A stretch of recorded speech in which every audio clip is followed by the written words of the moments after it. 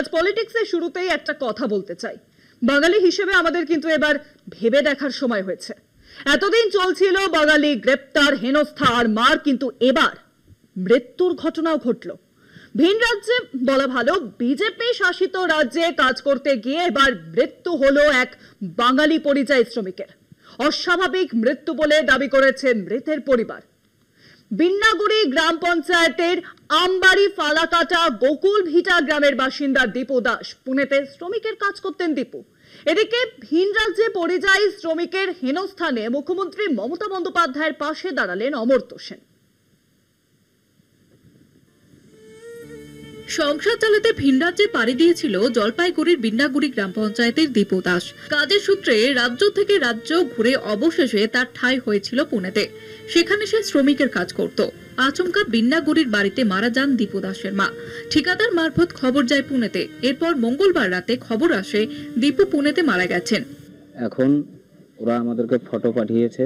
আমরা ফটো দেখে মনে হচ্ছে যে এটা দুর্ঘটনা কিছু হয়েছে, কিন্তু সেটা তদন্ত করা চলুক, এটাই রাজ্য সরকারের কাছে আমাদের নিবেদন থাকলো।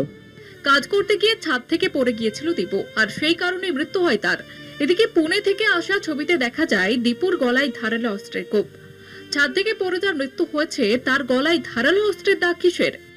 একবার বলল বিল্ডিং থেকে পড়ে মারা গেছে, লাস্ট মুহূর্তে বলতেছে যে দারু খেয়ে মারা গেছে।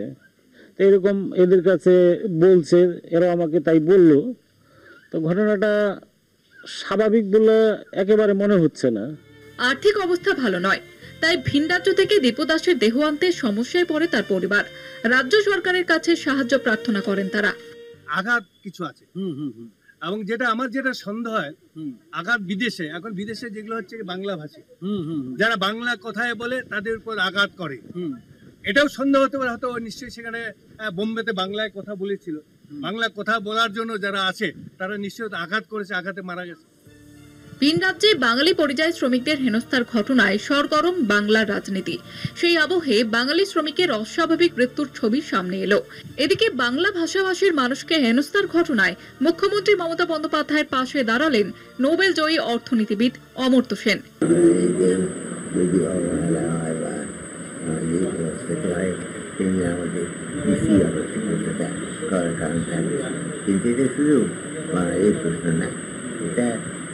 একটা যুক্ত দেশ ভারতবর্ষে, যে তাদের নাগরিক দেশ এবং তাদের সঙ্গে যুক্ত মানুষদের যে অধিকার এবং তাদের আনন্দ করে থাকার সুযোগ, সেগুলো তো আমাদের মানতেই লাগে।